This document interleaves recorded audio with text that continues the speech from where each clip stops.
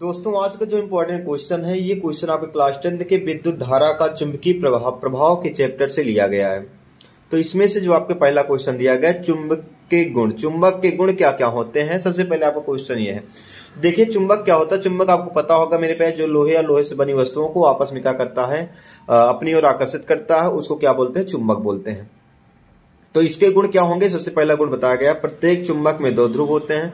यानी कि मान लीजिए आपके पास एक ये चुंबक है, ये क्या है मेरे प्यारे, आपके पास चुंबक है। चुंबक के दो ध्रुव होता है, एक आपका यन होता है, एक आपका यस होता है। यानी कि प्रत्येक चुंबक में कितने ध्रुव होंगे मेरे प्यारे, एक ध्रुव और दूसरा उत्तरी ध्रुव और दक्षिणी ध्रुव। प्रत्येक चुंबक में दो ध्रुव होते हैं, उत्तरी और दक्षिणी ध्रुव। पहला आपका ये हो गया। दूसरा होता है समान ध्रुव। यानी कि मेरे प्यारे अगर आपका यन और यन, उत्तरी और उत्तरी ध्रुव आपस में मिलते हैं तो ये एक दूसरे क्या करते हैं मेरे प्यारे, ये प्रतिकर्षित करते हैं। ये दूसरे क्या करेंगे, प्रतिकर्षित करते हैं।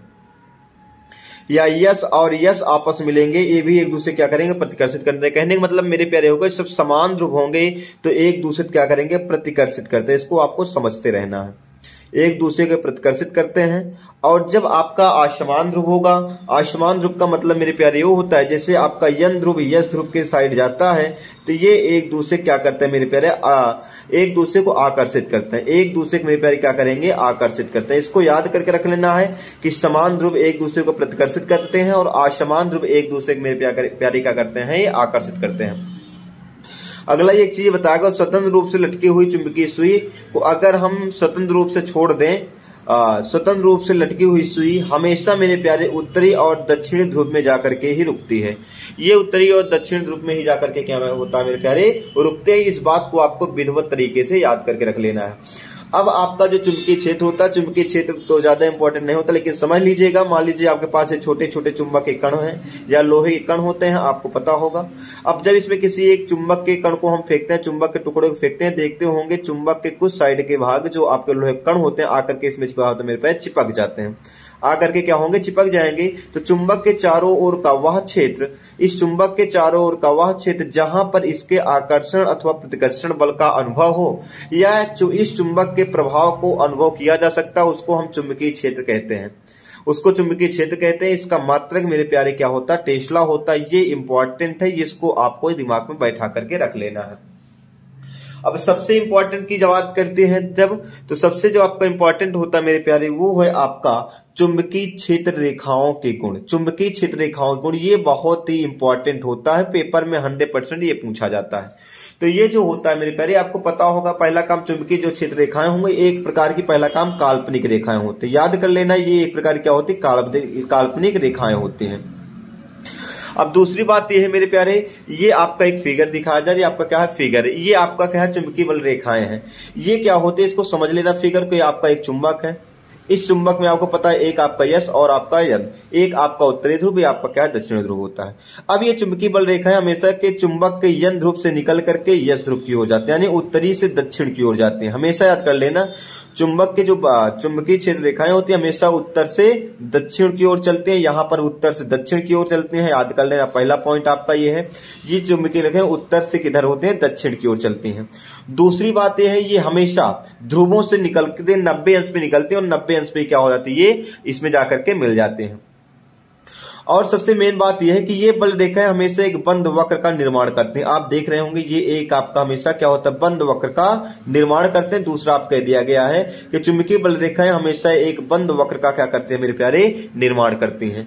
और अगली बात यह है कि ये बल रेखाएं यहां पे देख रहे होंगे बहुत ज्यादा पास पास में है, यानी कि सघन है, और यहां पे देख पा रहे हैं थोड़ा सा दूर दूर है। इसका मतलब यह है मेरे प्यारे, आपको पता है चुंबक के ध्रुवों पर चुंबकीय क्षेत्र की प्रबलता होती है, ध्रुव पर चुंबकीय क्षेत्र की प्रबलता अधिक होती है, यानी उसमें चुंबक की प्रबलता अधिक होती है। तो याद कर लेना कि जहां पर चुंबकीय क्षेत्र अधिक होता है वहां पर ये रेखाएं क्या होते हैं, बहुत पास पास में होती हैं। वह पॉइंट आपका है ध्रुव पे। यानी याद करना कि प्रबल चुंबकीय क्षेत्र पर चुंबकीय बल रेखाएं सघन होती हैं। तो सबसे प्रबल चुंबकीय क्षेत्र कहां पे होता है मेरे प्यारे, ये आपका ध्रुवों पे होते हैं। कहां पे होती है, ध्रुवों पे, यन और यस पे होती है। अब अगला क्या है, आप ये भी बता सकते जहां पर चुंबकीय क्षेत्र कम होता है वहां पे क्या होते हैं, विरल होती है। विरल ये आपका यहां पे होते हैं, इसके मिडिल पॉइंट पे क्या होता है, चुंबकीय क्षेत्र की रेखाएं क्या होते हैं, थोड़ा दूर दूर होते हैं, क्योंकि यहाँ पे चुंबकीय बल रेखाएं या चुंबकीय क्षेत्र क्या होता है, कम होता है। और अगला पॉइंट जो इंपॉर्टेंट है कि ये कभी एक दूसरे को प्रतिच्छेद नहीं करती, यानी कि आपका ये दिया गया है ये कभी भी एक दूसरे को मेरे प्यारे डिस्टर्ब नहीं करेगी, एक दूसरे का प्रतिच्छेद नहीं करती है। इस बात को भी आपको ध्यान दे लेना है। अब इसमें एक चीज और है, अगर ये क्या होगा, इसके इंटरनल बात करेंगे तो आप हमेशा क्या होते हैं यस से यन की ओर जाएंगे, और बाहर की बात करेंगे वाह जो होता है आपका यन से यस की ओर, और अंदर की ओर यस से यन की ओर जाते। इस बात को आपको हमेशा समझ करके रख लेना। अब मेरे प्यारे ध्यान दीजिएगा, आपका ये तीसरा क्वेश्चन है, बहुत इंपॉर्टेंट क्वेश्चन है, आपके 2 नंबर के पूछे जाते हैं, हमेशा ज्यादातर आपके क्वेश्चन पूछे जाते हैं। इसमें कहा गया 2 चुंबकीय क्षेत्र रेखाएं एक दूसरे को प्रतिच्छेद क्यों नहीं करती हैं। एक दूसरे को प्रतिच्छेद क्यों नहीं करते, इसके जस्ट पहले हमने आपको बताया था कि मान लीजिए आपके पास कोई एक चुंबक है, तो चुंबकीय बल रेखाएं हमेशा मेरे प्यारे यन से यस की ओर चलती हैं, यन से निकल करके यस की ओर चलती हैं इस प्रकार से।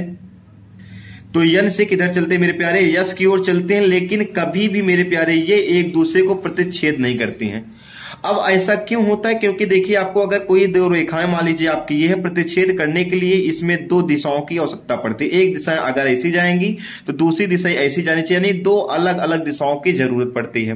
लेकिन क्या है आपका ये जो फिगर है इसके माध्यम से आप देख पा रहे हैं इनकी जो दिशाएं हैं मेरे प्यारे, ये दिशाएं समान है, ये दिशाएं क्या है, समान है, इसलिए ये एक दूसरे कभी प्रतिच्छेद नहीं करती हैं। तो इसमें लिखा गया है कि प्रतिच्छेद बिंदु पर चुंबकीय क्षेत्र की 2 दिशाएं होती हैं या हैं, और दिक्सूची में 2 दिशाओं की ओर संकेत किया जाता है, जो कि संभव नहीं है। अर्थात इस चित्र के माध्यम से इस बल रेखाओं में ऐसा संभव नहीं है कि 2 दिशाएं प्राप्त हों, इसलिए ये चुंबकीय बल रेखाएं एक दूसरे कभी भी मेरे प्यारे प्रतिच्छेद नहीं करती हैं। अब अगला क्वेश्चन जो है, अगला क्वेश्चन आपको तीसरा क्वेश्चन हम आपको बताने वाले हैं, आगे की ओर इसको ध्यान देना। अब अगला क्वेश्चन आपका जो दिया गया है कि किसी चुंबकीय क्षेत्र में स्थित विद्युत धारावाही चालक पर आरोपित बल कब अधिकतम होता है, यानी आरोपित बल मेरे प्यारे कब अधिकतम होता है। तो इसके लिए आपको ध्यान देना होगा कि एक ये बात याद करना, फ्लेमिंग के बाएं हाथ का नियम, फ्लेमिंग के बाएं हाथ के नियम को आपको समझना पड़ेगा, और इसी के आधार पर हम कहेंगे कि फ्लेमिंग के बाएं हाथ के नियम के आधार पर मेरे प्यारे जब धारा की दिशा, ध्यान देना, जब धारा की दिशा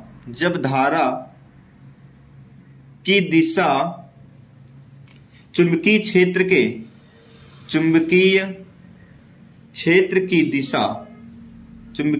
की दिशा के परस्पर लंबवत हो जाओ, के परस्पर लंबवत होती है, तो उस समय मेरे प्यारे विद्युत धारावाही चालक पर आरोपित बल सर्वाधिक होता है। याद करना, अगर आपको लिखने का 2 तरीका है, जिससे आपको क्वेश्चन दे दिया गया तो आप बताएंगे फ्लेमिंग के बाएं हाथ के नियम के आधार पर।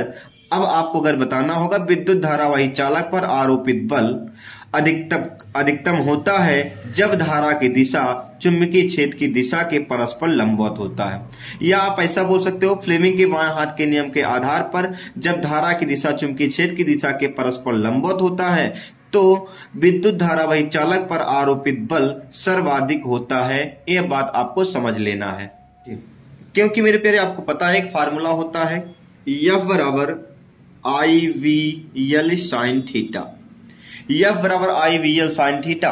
अब यहाँ पे जब आपके यहाँ पे धारा की दिशा और चुंबकीय क्षेत्र आपस में क्या होंगे, लंबवत होंगे। लंबवत का मतलब मेरे प्यारे एक दूसरे के से 90 अंश का कोण बनाएंगे, तो यहाँ पे जो थीटा की वैल्यू आगे मेरे प्यारे कितना हो गई, 90 अंश हो गई।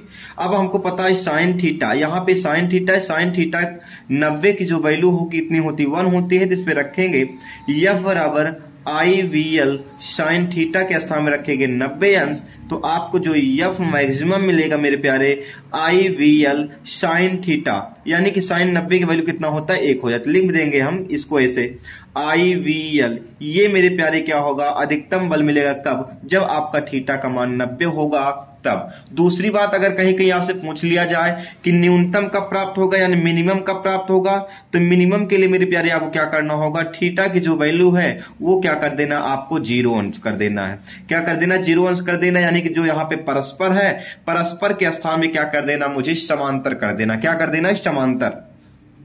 तो यानी कि परस्पर के स्थान में क्या हो जाएगा मेरे प्यारे, समांतर हो जाए। उस कंडीशन में आपको मिलेगा एफ मिनिमम यानी कि I V L sine theta. Sine theta के स्थान में 0 रखेंगे, साइन 0 की वैल्यू कितना होती है, 0 होता है। तो एफ मिनिमम की जो मेरे प्यारे वैल्यू होगी वो आपकी वैल्यू कितना हो जाएगा, आपका इसकी वैल्यू 0 होगी तो आई वी एल इंटू आपका 0, तो पूरी वैल्यू आपकी क्या मिल जाएगी, 0 हो जाएगी।